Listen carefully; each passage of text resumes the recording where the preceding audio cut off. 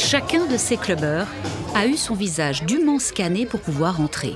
Un scan ensuite partagé dans la base de données des clubs de tout le Royaume-Uni. Personne ne semble s'offusquer de la mesure, certainement pas le patron de la boîte, qui salue ses clients et voit aujourd'hui en ce fichage une mesure de prévention comme n'importe quelle autre.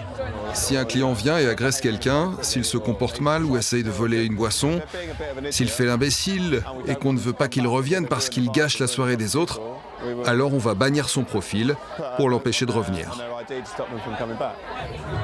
Les videurs sont là pour les clients récalcitrants et en cas de besoin, il y a toujours la police. S'il y a un incident et qu'il faut lancer une enquête, on travaille avec la police pour les aider.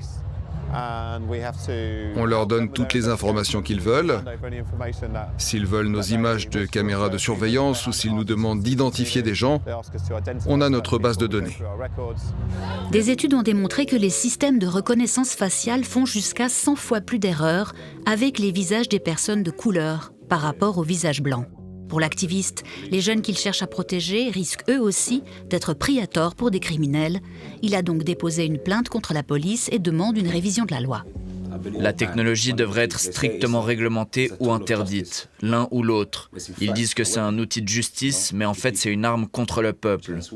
C'est aussi très intrusif dans la communauté. Avant, les gens marchaient librement. Maintenant, tout le monde est stressé, les gens marchent comme des robots.